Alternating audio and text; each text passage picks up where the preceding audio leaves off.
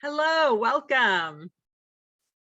Welcome, everyone. I'm just going to give it a moment to let everyone get logged in. If you'd like to drop in the chat where you're tuning in from, that's always fun to see. Feel free to drop in the chat where you're tuning in from and just say hi. Oh, Portland, Oregon. Wonderful. Hi, Stephanie. Just give it another moment. Oh, Port Townsend. Hi. Hi, Stephanie. Hi, Carol. So happy to have you. Thank you for being here. Seattle, Tacoma Park. Oh, interesting. Tacoma Park. Oh, we've got a Tacoma nearby, but not Tacoma Park. London, wonderful. Minneapolis, Los Angeles. Very cool. Wonderful. Well, thank you everyone for joining. I'm going to go ahead and get started. We are here, of course, to celebrate this beautiful book, Chetna's Easy Baking by Chetna Makan, and we will be joined as well by Eric Kim. We're very excited. It's going to be such a wonderful conversation about a really wonderful book. Before we dive in, I'm just going to give you a little bit of housekeeping and a little introduction. I'm Zoe Friesen. I'm the events manager here at Booklarder. Thank you so much, everyone, for joining us today. We are a community cookbook store located in Seattle, Washington. And of course, we've been doing a lot more virtual events the last few years, though we have started branching out into our in-person events as well, which is wonderful. But we love having these virtual events where we can connect with folks that are all around the globe, you know, both our authors and our interviewers, and of course, our viewers as well, you guys. So we're very happy to keep these going. It's just such a great opportunity to really make it a little bit more of a global community than we've been able to in the past, which is wonderful. Okay, let's see. What details do I need to let you know? So the talk will be recorded and we will be posting that up on our YouTube channel within about 48 hours or so. So you can keep an eye out for that. You will receive an email with a link to that once it's posted and good to go. Okay, let's see. They will be taking questions towards the end of the talk. So if you could go ahead and put those in the Q&A box, that would be great. So go ahead and use the chat to chat with each other or me or anything like that. And then for questions for Chetna and Eric, go ahead and make sure you put those in the Q&A box so Eric knows where to find them. Okay, you can support the talk, of course, by purchasing a copy of Chetna's book from Booklarder. We have bookplate signed copies available, so I will drop that link in the chat as well, so you can do that. And of course, thank you to everyone who's done that already. We really appreciate it. Okay, and now without further ado, I will turn it over to Chetna and Eric.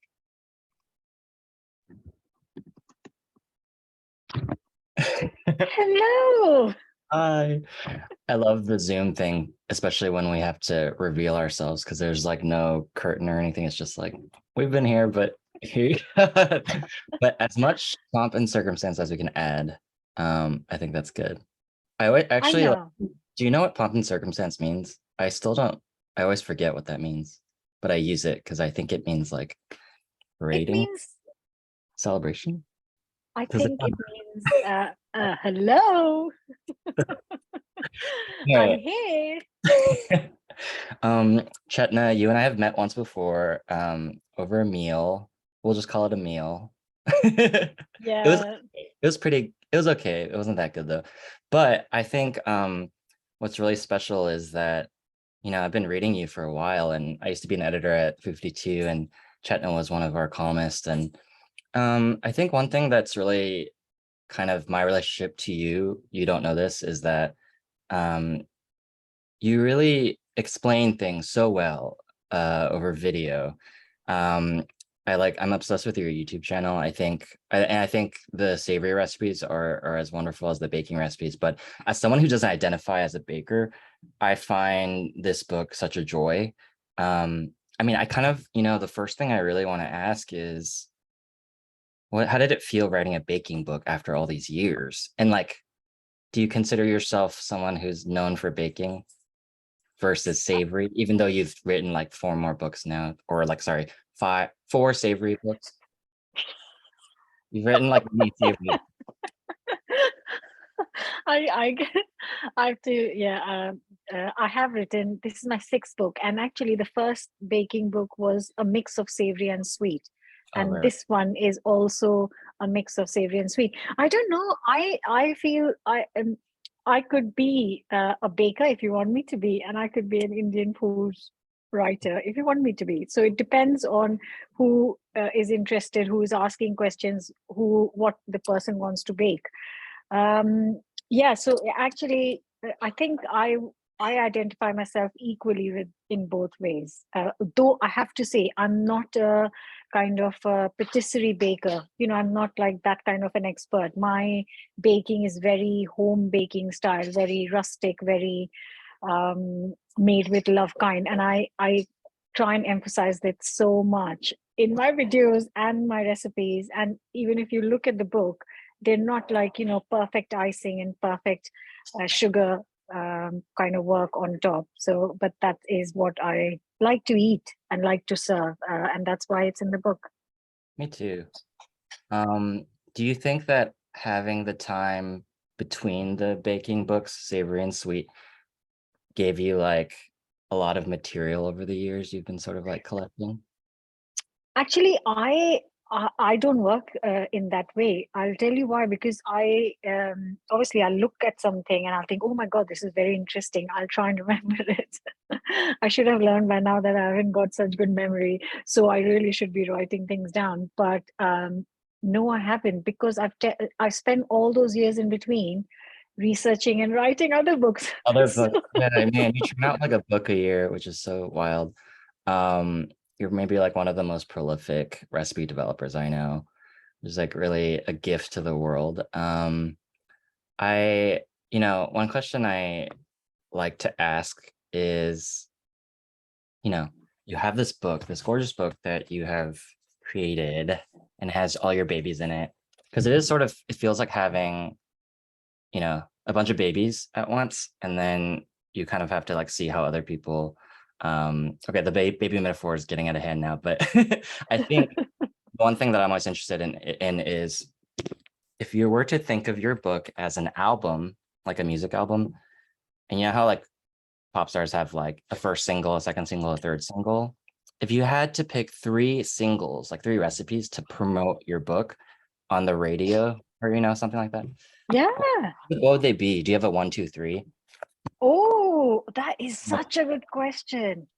Like number 1 is usually that big, like poppy single that's like really like loud. And then the second one's usually like more of a ballad maybe. And then the third one, but depending on how you want to do it.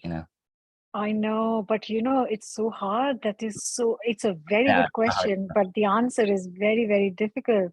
Um, oh my God, I love so much stuff from here. But I think the one of them, though it's really simple, but it just, for me, it stands out, is the fennel cake, which is the loaf cake, and it couldn't get simpler than that. It's the saffron and fennel loaf cake, and it just reminds me this is the one. Um, Delicious. and I think because, of course, it's simple is put aside, but the flavors are so simple yet so complicated. But it works so beautifully and just takes you on this magical journey, to be honest. So yeah, that would be definitely one. I love Oh that. my God. Yeah, I think fennel is such a underrated spice. In savory cooking too, it adds like sweetness without adding sugar, which I think is so like surprising.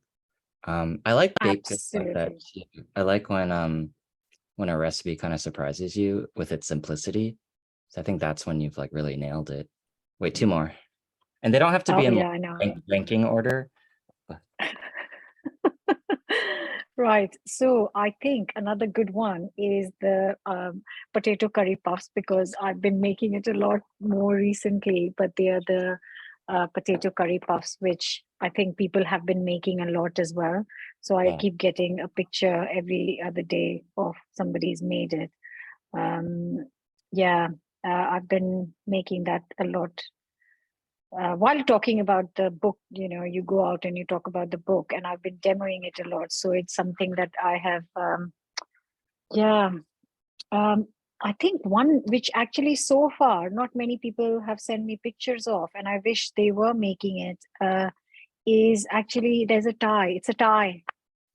It's the chutney cheese twists, Ooh, which yeah. are literally you can't really stop eating them, and they are just so light. They're filled with smoked aubergine, kind of roasted aubergine mush. Yum. So good. Chutney. I've made a chutney of that and then filled it inside. And the other one, which I think everyone should be making, so it's trying its hardest to be on the chart list, is the chana dal feta flatbreads. Yeah, amazing. So yeah, I think these ones I would rate as my top 4. Okay, and then bonus question is just my joke is always like every book has that one recipe that doesn't have a photo. There are a few recipes that don't have photos usually, but you know, sometimes those are the ones that the author likes the most. Do you have any like that where even though there's no photo, you like want people to like really make it? And this is like our to tell people to cook the recipe that doesn't have a photo. That's like the author picked it for a reason. Yeah. No, I understand your question completely. And I know what you're saying, where you have to skip some photos. Every recipe can't be photographed. But thankfully, we do manage to photograph almost every recipe. But the ones that we choose not to photograph, because kind of I have a big hand in that, deciding that. Right. I don't know. Like I can't say, oh, they're not good, that's why they're not photographed. But I know. I'm still looking. Okay, I found one which hasn't got a picture, but it's so good. Is a Matar Paneer Pie, which is a peas paneer. Delicious. Yeah. Everyone should make Yeah, that. that's a good one. Everyone should, and especially now heading into winters. Yeah, seriously. We need those like carbohydrates, you know. Yes. I was looking at your cardamom pistachio buns, which I always love. I love cardamom so much, and especially if it's like a version you did. And you know, it's like really welcoming because it's like on 2 pages, but the margins are really like big, so it doesn't seem too difficult, you know. It Yeah. doesn't go to the 3rd page. Anyway, that's like a big feat, I think. Yeah, actually, I forgot about that. You know, from recipe developer to recipe developer, how do you, I know you also prioritize like simple and like high reward for minimum effort, right? Usually. How do you prune down your ingredient list and your, you know, and even the directions? Because like writing the directions, writing them this short is like a big feat as well. Do you have like a process where you start big and go small, or are you more like start basic and then grow big? I actually have never done either. I haven't started big, gone small, or gone small and then filled it up. Yeah. It is exactly how I would write. So Whoa. I have, and keeping the ingredients list small, I think that has been happening from day one, where because I couldn't find a lot of ingredients locally, and I wanted, London kind of has its own bubble, and they have everything they could ask for in terms of ingredients. London, I can only talk of UK, but London is so spoiled, very spoiled. And we don't get much stuff here. So even the Asian shop I have here is not in my own town, it's in the town next to us. So it's not far, it's only a few miles, like 3-4 miles. But the point is, it's not in my town, there's no Asian shop. So I had to keep that in mind when writing recipes, because like, for example, on YouTube, people are joining in from on top of France, French mountains, or they'll be in some remote places in US, or they just join and comment from really isolated small places as well. So I have to keep them in mind as well. So it's always been at the back of my mind that I want them to go into a supermarket and then just buy the ingredients. That has always been, because I personally am not an online shopper, and I kind of don't like it. Yeah. So yeah. And when you buy online, I mean, all the issues with like, you know, gas and like the environment, but also I think it's the fact that it's hard to get, I mean, a tiny bottle of like togarashi or something, it's like you have to get like 10 of them for it to ship to you sometimes, and you just really don't need that.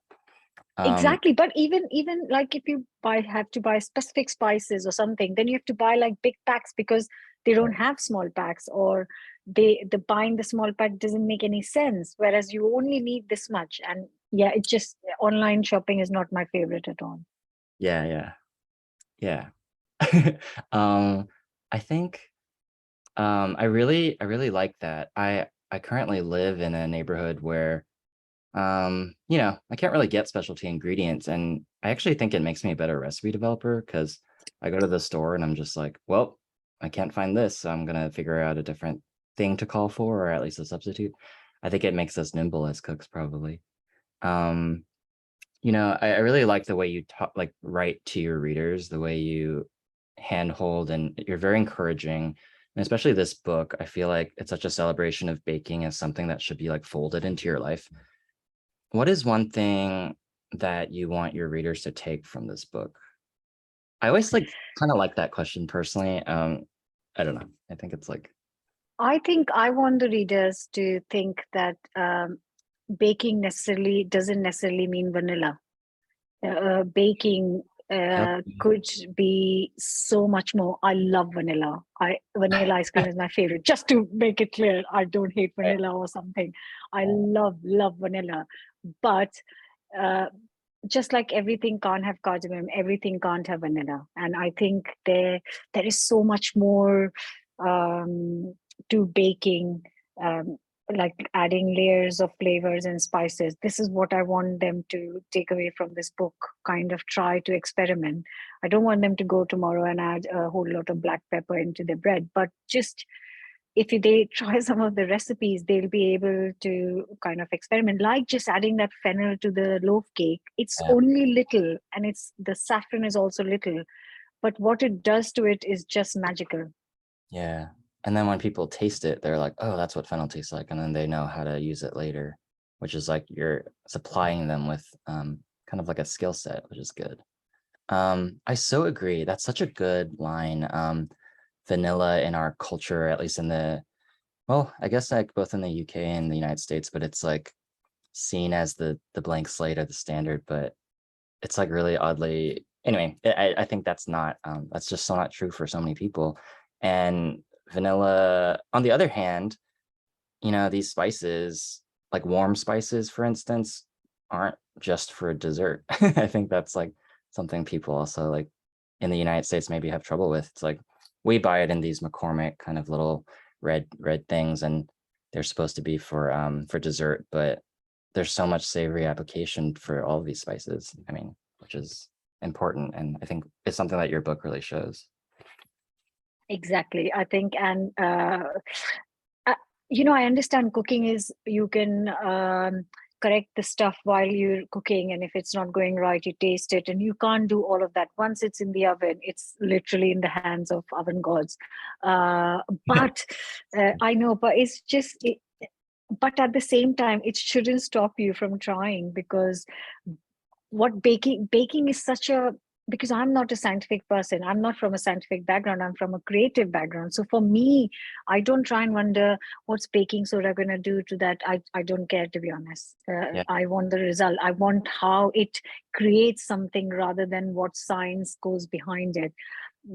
That's what interests me, and I think that's why I want like people to try the baking, and keeping it simple hopefully will encourage them to try their hand at baking, because cooking is amazing and all that stuff, but the whole magic of baking, how an egg and flour and butter can make cake, is just it's a bit crazy. Like, I still just don't get how that mixture can become like a sponge, and oh, so delicious. I was just chatting with a colleague last night about how baking recipes they take me so much longer, not just because they're harder for me personally, but because it's just like the time you have to like wait in between each test versus a savory test where you just can knock it out. But so did this book take you longer to develop than like the past few? Yes, and that's not the only reason why it took me longer to make this book. Yes, it takes much longer. And if, say, something has gone wrong, then the whole process of few hours goes, even if it's simple, it's the baking time, isn't it? Some of them have brewing time, very few, but they have brewing time. Though it's simple, there is time involved in it. So yeah, it does definitely take. So whereas maybe if I'm writing a cookbook, I can do a few tests a day, whereas if it's baking, I could never ever do more than 2 a day, which was actually at a stretch. One is the best I could do in a day, also because I want to do justice. But I think what took me longer to write is because I had done all my best spice baking combination in Cardamom Trail. So to come up with something, and in that 8 years, there have been so many bakers just from the Bake Off show, only if you just talk about that. Whereas there are other food writer, baking, writers as well, bakers, and um, so many have done those combinations. Whereas when the Cardamom Trail came out, there was no such other book. So it was kind of easier for me because I had this whole stock of spice combinations in my mind from my childhood, from Indian upbringing. Whereas coming up to this book, everything had already been done, and I hate to repeat myself. That's one of my things I don't want to do is when I write a book, I don't want people to open it and think, oh, what? This anise and walnut, she's already done it. I don't want them to think that they've paid their hard-earned money and they've got something that's already on her YouTube channel or in her previous book. I want them to give something fresh. So which is why it was really hard. It's very, Really hard. it's very generous of you. I was like throwing all the old recipes I had to like, because for me, it's actually like 2 years later, that recipe I wrote, I have like so many thoughts about how to update it. I did like a cooking class the other day and I updated the recipe on the spot. I was like, oh, this doesn't make sense. Why did I do that 2 years ago? It's like in a published book and everything. But anyway, But another that's thing, true. That's what you learn when you are in the kitchen. Experience makes you yeah, knowledgeable, isn't it? and you change and your tastes change and your priorities change as a cook. I mean, so from your first cookbook to this one, you're sort of like right now they're like baking bookends, How do you think you've grown as a baker? I think I'm still the same experimental baker. But at the same time, I love a Victoria sponge. It's my absolute favorite cake. Um, as a baker, I think I've gone more towards um, more basic stuff. Whereas even before, I was never, like I said in the start, I was never into flamboyant cakes and never into pretty patisserie and things like that. I am more and more going towards rustic stuff than, instead of, you think, oh, she's been doing it for so long, so she's going towards really perfect looking cakes. I'm actually going backwards. Yeah, The more rustic, the better. And I like actually, that I hope it reflects in the books because I know they're styled. I'm there the whole time, but I make sure that we're cooking it exactly how I cook it at home. Nothing special has been done to make it look perfect. yeah, that's really important. That's like important to me too. I hate Very. I hate when it's changed to make it look like magaziney. Just like, yeah. Yeah, but I still want them to be pretty. Like you will find not a single picture in all the 6 books white on white. I just don't do that because I love white color, but I'm such a color, like I'm just full of color. I want color. I want warmth. I want, like yeah, it's all the warm colors. That's how I see myself, and I want them to feel like, oh, this is oh, I'm in her kitchen, oh, look at that, and it's just reds and browns and deep Um, blues and things. So yeah. you do have a very like cozy kitchen. I like your videos are so, welcoming, I think. Um, I feel like we talked about this, one-on-one before, but I feel like I should ask it. But we're talking about color and stuff. Um, sorry, I'm like looking at my notes. Does your prior career as a fashion designer influence your recipe development today? Do you think it does? I definitely think it does. Especially, I think the photo shoots. I'm not the only person at the shoot. Don't get me wrong. Like the photographer is amazing, but because we've been working together for so long, even in the first book, once she got what I liked and what colors I don't like, I feel very strongly about the colors, very strongly about the design. Like I don't want certain patterns and I don't want certain things. And I think I might be wrong, but I think that comes from my creative background, where I'm so particular about like this design in the corner of the book. Like yeah, I'm quite particular about these little elements in the book. Yeah, definitely. Totally. Well, on that note, are there any kind of like food or prop styling trends or things that you see a lot that you hate? Oh, I think the only thing I not the only thing, but on top of my head, when they just don't use the normal plates and things to serve, and they just make it like, why use all sorts of, just serving on a spoon and serving on slates. The thought makes me, when you just, yeah, it's not for me at all. Just those prop styles where some pictures you see and you think, why is that in the picture? Yeah, those things annoy me. Oh my God, that's so funny you said slate. I don't like slate either.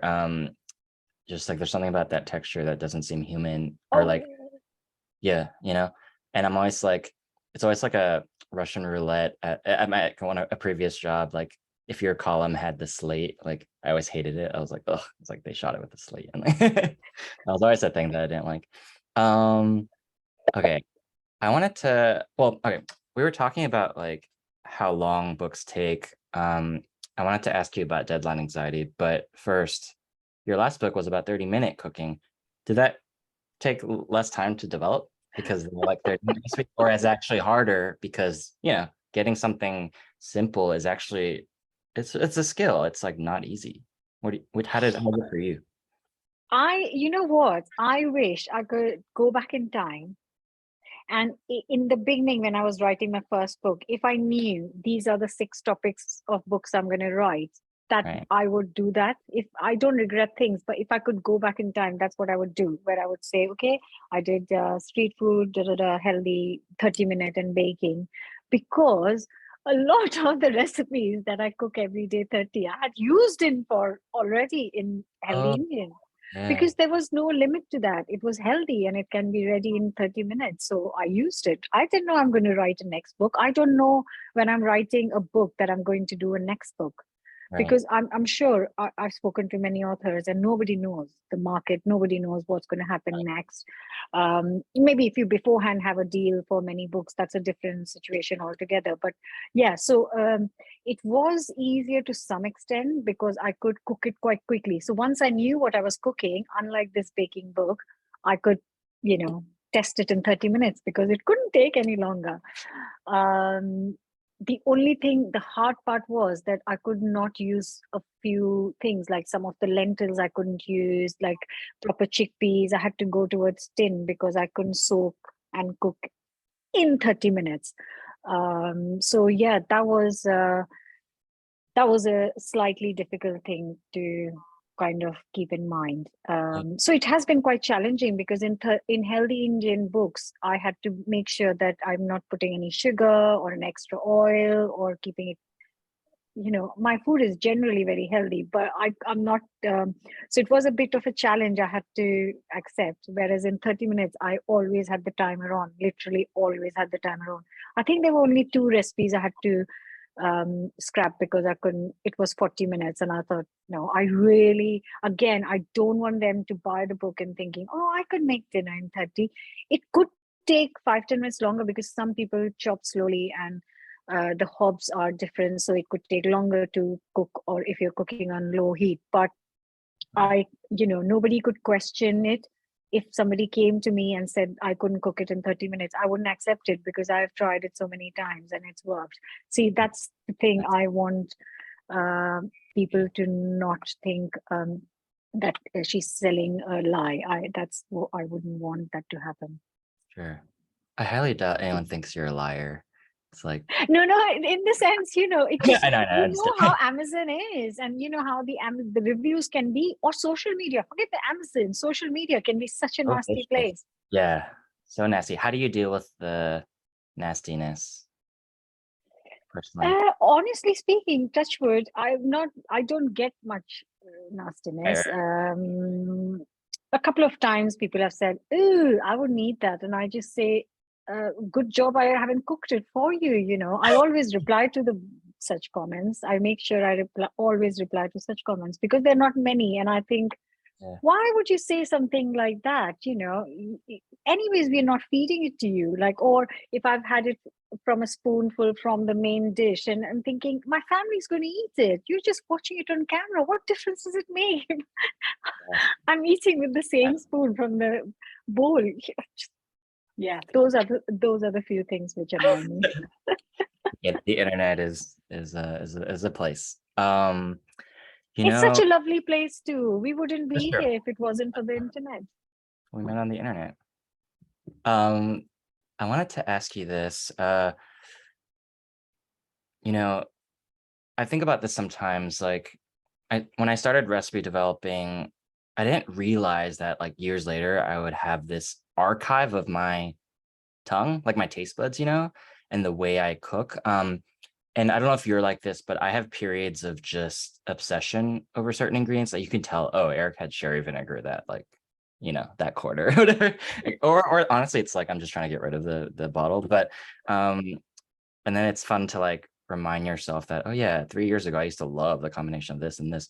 Is there anything that characterizes you right now and the way you cook? Like, I don't know, like a combination or a thing you're obsessed with, or a jar or a bottle that you reach for more now than like 2 years ago or something? Actually, the answer to that is no, because yeah, I just use what I want to use, in the sense that I think because we are, I think we can call ourselves content creators as well, because we're doing something. Like right now, I'm trying to, for the next 2 weeks, I'm trying to create stuff which people can use at Diwali parties or snacks at, things like that. And then after that, as soon as that is over, I'll have to think of something else for November. So I haven't had, maybe I don't, because I don't write, I haven't got the luxury of, oh, I'm sitting, what will I have got things I have to focus on. Yeah. I can't really think, oh, that's it, cauliflower into everything. I wish I could add cauliflower into everything, but I can't. So I haven't got that. You won't be able to pick up something and think, oh, she's going through that phase. Actually, I would love to now go back to your recipes and look at what you obsessed with. I like project too much. Have you ever had cauliflower ice cream? Did you know that you could puree like cauliflower in ice? And like it's sort of like a diet culture thing, I think. But No, please. really, I haven't had cauliflower rice either. Why? Just please leave it alone. Leave the rice alone. rice is doing no one harm. I know, I agree. But I think there's something in the cauliflower that makes it like this strange, like this creaminess. There's like there's like a quality, like a chemical quality that like when paired with like the food processor and aeration and like ice. Anyway, Yeah. sure it doesn't taste like ice cream, but I thought that was like an interesting. Anyway, That is very interesting. yeah, I cauliflower would is like to taste it, but I'll stick with cream. Yeah, I like cream. I would add cream to the cauliflower ice cream. Just kidding. Okay, so I think we still have some time before questions, but I just wanted to say, if you're in the audience, please enter your questions into the Q&A. We're going to have a little moment at the end to, answer your questions. So feel free to type them in. I think one thing I wanted to ask was, this is like, I don't know.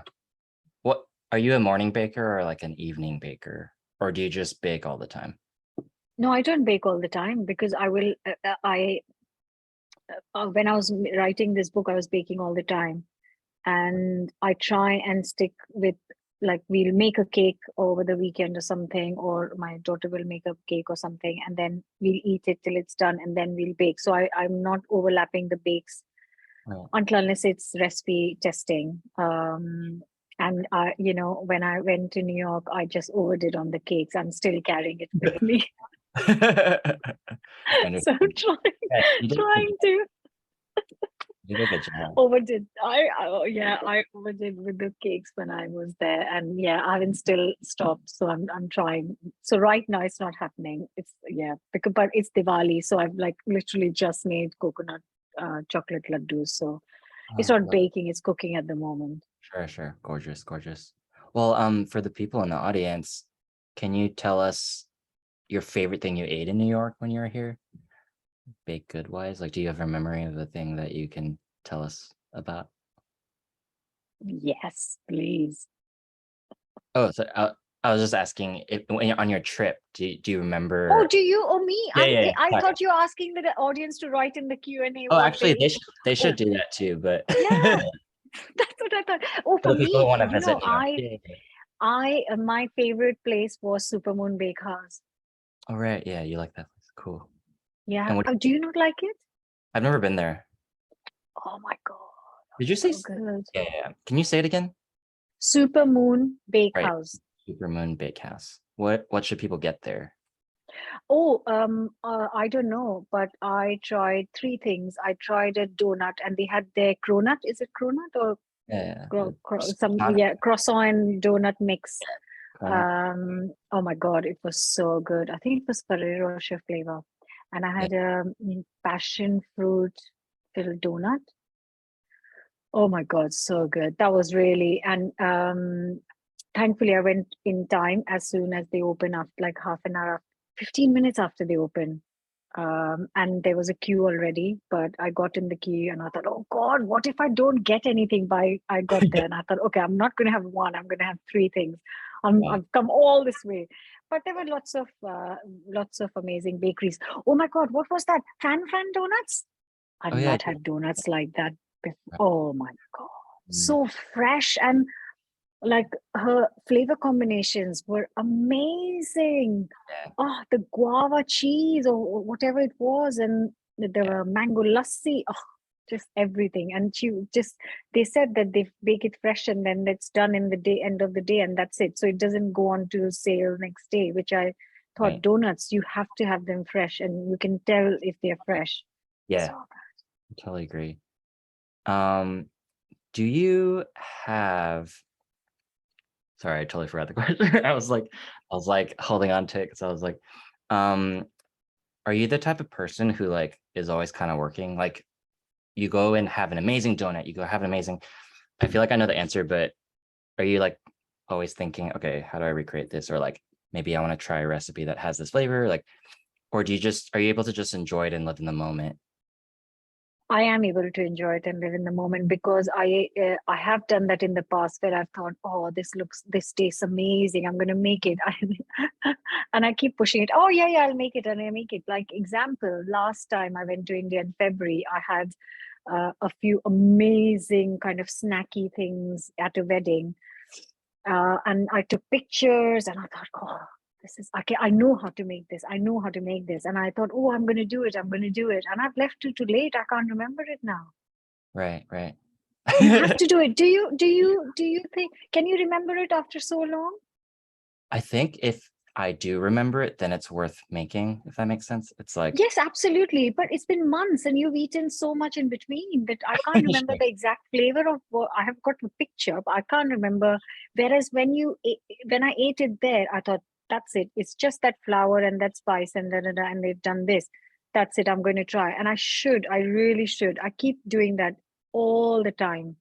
It's Yeah. not a good thing. I really need to kind of recreate it. Whether I use the recipe straight away or not is not the point. The point is to recreate it, and then you have it in your kind of Yeah. box of I need to correct my own that's it from now um, yeah, maybe. I think maybe it's a personality thing because I feel like for myself, I'm a very like obsessive person and I get like addicted to things. So I sort of just when I taste something while I'm traveling, it will stick with me forever, like for the rest of my life. And that's why I write. I think I don't know. Sometimes people think the when you say the best or like this is the ultimate, or it sounds like really ridiculous, but I think I try to like find those moments to write about personally, and maybe so I think it's like maybe maybe like a personality thing, but Yeah, um because you wrote about that pasta, didn't you, which you ate in Italy in the right, summer? yeah, it's like something like that. It's like I guess when I travel, I taste a thing and it just like grabs hold of me, and just it's like the whole experience too, you know. And then I say I don't know, and then you remember the flavor forever, or I do personally. Anyway, yeah. Wow, I think the only couple of times I have remembered it over the years is I remember once going to Punjab in India near a golden temple, and we asked the taxi driver to take us somewhere that like does the best chicken curry because I'm such a chicken curry fan.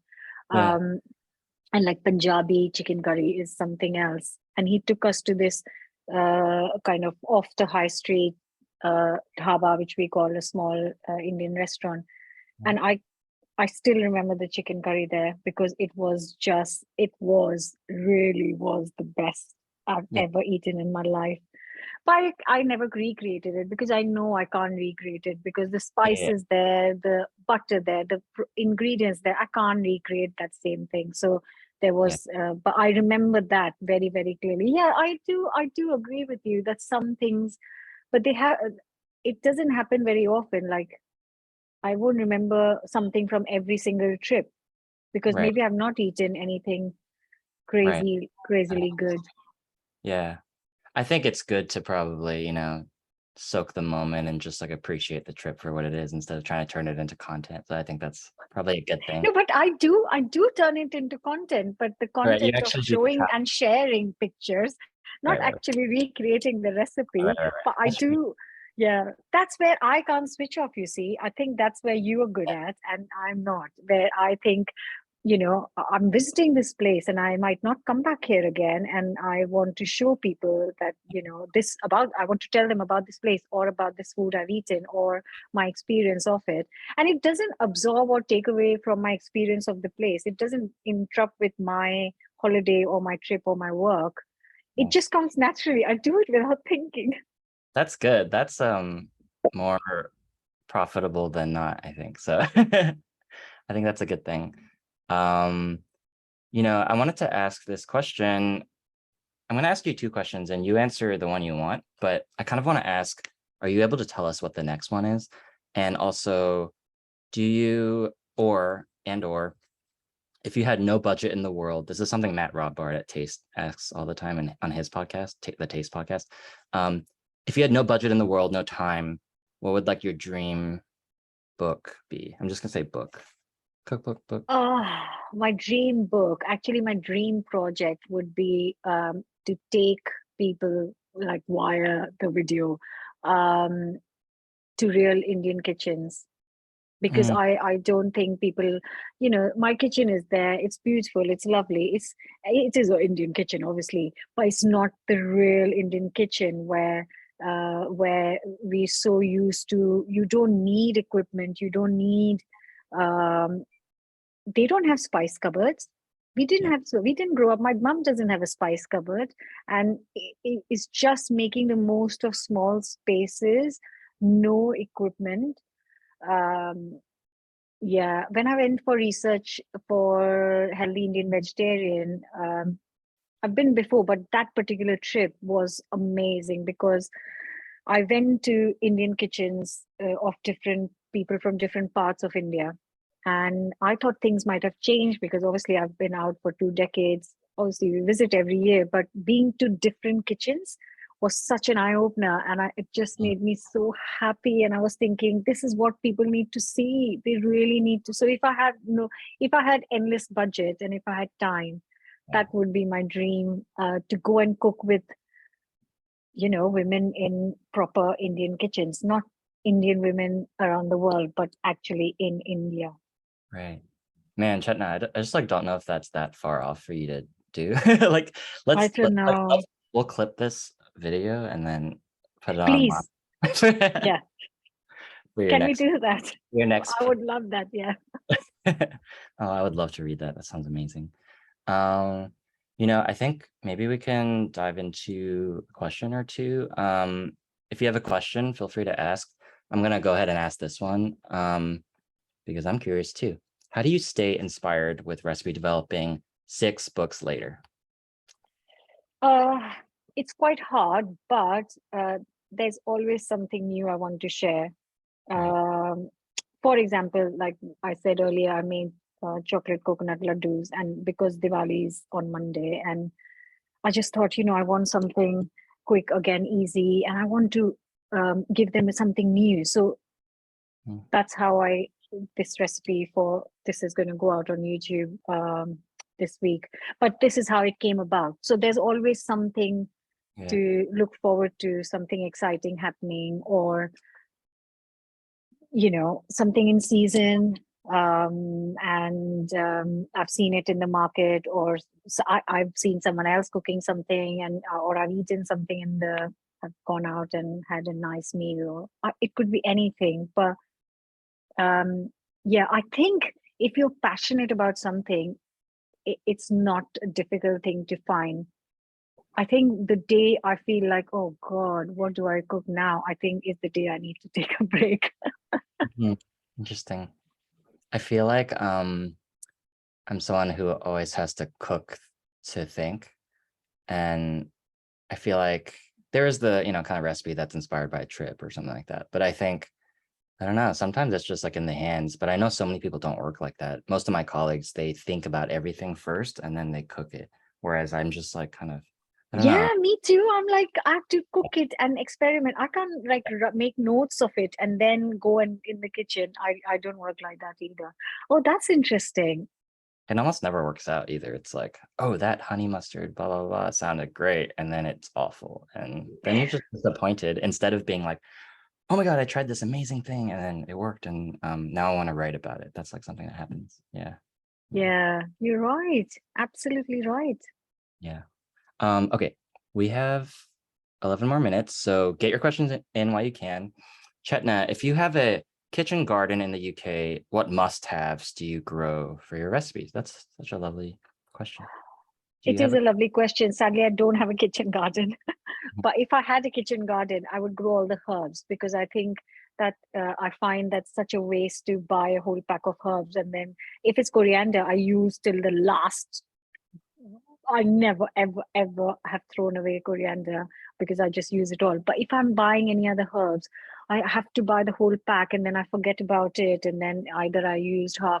So if I had the space, and the intention, that's most important, I would grow a herb garden is what I'll have. And a salad. I think salad is something which is so handy to have, because you can just keep tearing and it will keep growing back, low maintenance, things like that. That's what I would go for. Nice. I really love in the introduction of your book, which everyone should get if they don't have it. I love how you talk about kind of like legacy. I think that's a really important aspect of food in all of our lives, but and you talk about your parents, but you also talk about your kids. And so I just wanted to ask, like, what role do your kids play in the kitchen with you when you're baking? I just want, I think they play a big part in not just baking, like my whole cooking thing. Mhm.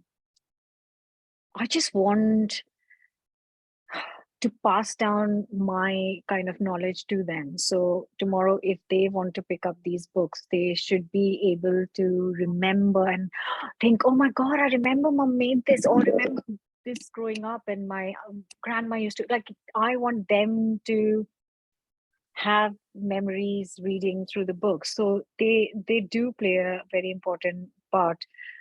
They are very good critiques too. So today I was recipe testing for my one of my columns, and I made a chicken stew. And I'd never force them to eat, but I had to force my son to eat what was on his plate, because like it was so delicious. It was so delicious. Me and my husband loved it, but it wasn't for them. So then I have to think, oh, maybe I could add something kind of lighter to it, to for them to enjoy, which actually always turns out to be better for the recipe, Mm. because they don't eat like kids. Like, I don't have to. They eat what we eat, but and they have all the spices, so they're very used to all that stuff. but they are very good, tasters, very good Right, tasters. right. Wow, super helpful. That's good. Very helpful, yeah. And Yeah. I know, like the chocolate laddus, they just couldn't stop eating. So they said, "How much chocolate is in there? Can we have more than one?" So I know it's a really good rest. Like I know everyone will love it because they love it. Yeah, that's a good barometer for like passing a recipe. It's like the family loves it, couldn't stop eating it. That's important. When I was doing my book, I really appreciated having my family around because they were really honest with me. They'd be like, Eric, those weird chickpeas that are in the back of the fridge, like we haven't gone back for seconds. So so they Wow. were like really honest. I was like, okay, you're right. There are a lot of things that got cut. When you cut a recipe, do you well, A, do you ever cut recipes? And if you do you ever revisit them and kind of rework them? Actually, I have not revisited and reworked them, but today after talking to you, I might have to do that at some point. Because the only time I revisit them is not to rework them, is I realized recently that obviously I do so much on YouTube and I haven't cooked. I trying to think, oh, what shall I make this week for YouTube? Because I share 2-3 videos a week, so I have to think, oh, what shall I make? It's weather appropriate, blah blah blah. And recently I realized that there's so much in my books that I need to revisit them. And so I cooked something from chai chaat and chutney last week for YouTube. So I need to go, and because there's so many treasures in all these books that I need to share those with people. But I haven't I haven't twisted them and redid them. So yeah, maybe I need to do that. It's really true about cookbooks actually, because they're, it's just like they're so physical. So like opening a page and they like live within the pages. And so they're kind of timeless in that way. So you can like pull them out later and they're fresh again. I think that's like what's cool about books. Yes, absolutely. Though not all cookbooks. Yeah. No, in the sense, not being, but some of them I have never gone back. I just think that the time's passed, kind of thing. I think some books.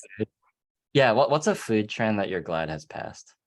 Oh, I don't do food trends, you see. That's the thing. When I was a fashion designer, I never followed trends when I was a fashion designer. And I think I was telling this to somebody the other day, that I never did that, because I think, who is making these trends? Why do we have to follow trends? And that's why I never follow trends on Instagram, food trends on Instagram or TikTok, or I don't do TikTok, but TikTok or YouTube. YouTube has to, I just can't, because life's too short to be following trends. You have to do what you want to do. I know, people can tell too when you really care about something and when you don't, I feel like. Well, speaking of like TikTok and the internet, I feel like every time I open Instagram now, like I get a headache because it's just like so fast. But one joy about Instagram is that people really cook from your book. They like, and they're posting the recipes, and you get the mentions, and I don't know if you're like me, but I do look at most of them. Is there like one recipe that you've noticed that they're making a lot, and not just in this book, but like across all your work? There are some recipes that still crop up. Like only yesterday, somebody shared twice this week, which quite nice, is the pear and cardamom upside down. Pear, cardamom, and caramel upside down cake from Cardamom Trail. But because pear is in season right now, so it always comes back. And it's such a perfect cake for this time of the year. Again, the cardamom white chocolate pistachio cake from Cardamom Trail keeps coming up. Right now, it's a lot of potato puff pastries, curry puffs from this book. So there are some recipes that do come up a lot. Yeah. Cool. Is there a baked good that you still haven't developed a recipe for, but kind of like want to and are looking for the opportunity to? Yes, I haven't still not done a Portuguese tart, and I love them, absolutely love them. I tried a few years ago, and I asked somebody for a recipe, and they gave it to me. It didn't work out for me, and then I left it. But that's something I would love to very gently think of a spice that will go very well in it. Oh, so good. Aren't they so nice? So good, so good. Any more questions from the audience? I feel like Stephanie asked how we met, but I think we answered that. We met on Instagram, right? Did we? Yes, yes. The internet, yeah. I want to bring it full circle though, if I am asking the last question, but feel free to type in any questions if you have one in the audience. My question is, we talked about vanilla a little bit. Vanilla bean, however, vanilla bean, if you were to put that in like one baked good, like, you know, you have a lineup of baked goods and only one of them can have vanilla bean and that's the star, what would you like use it for? You know, like Victoria sponge. I love that. Good answer. Victoria sponge with the actual bean coming out of vanilla bean. Oh, with a fresh raspberry jam, mascarpone cheese. Oh my God, fresh cream. I want it. There's something about the black dots that signals to your brain that that's going to be delicious, right? Oh my God. Yeah, yeah. That is the best in a fresh, fluffy butter cake. That sounds absolutely delicious. I love it. Before we jump off, Eric, I was going to ask you, what are a couple of your recipes that keep coming up? Just because I love that question. You know, I just see the gochujang eggplant a lot. People really make. Really? Yeah. Amazing. I'm gonna have to try It's always it. I'm taking lots of notes. Yeah. It's always surprising what people end up doing. Like, it's not always the easy thing. Right. They pick. No, it's not the simplest thing. It's something that clicks, and I don't know how that clicks and what. Yeah, it's just you can't. You never know. You never know when doing the books. When you're doing the shoot, I always think, oh my God, okay, this is one recipe people will make. I thought with this book there was the Banoffee Pavlova, which I thought everyone will be all over it. Beautiful. But I haven't seen many pictures of it. I think pavlova is a little intimidating, even though it is easy. I'm not the best baker, and I've done one or two, but yeah, that's definitely on my list. I've also found that people don't really make pavlovas that much. That's something as well. But people should make that one. Yeah, they should try it. They're very big in the UK. I think pavlovas are such a go-to puddings for all around the year. Like Christmas, coming up to Christmas, people will be making it for Christmas, summer, barbecue. It's such a, I don't know about America, but it's such a English. Pavlovas are very, very popular here. I think it's a little more exotic here. It's not as well known. Yeah. Wonderful. Well, thank you so much to both of you for being here. This has been such a delightful conversation. Chetna, congratulations. It's such a great book. I have a ton of recipes marked. I cannot wait to dive into it. And thank you everyone for joining us today. And of course, as I said, the video will be up on YouTube tomorrow, so you can see it again. Thank you so much. Bye guys. Bye.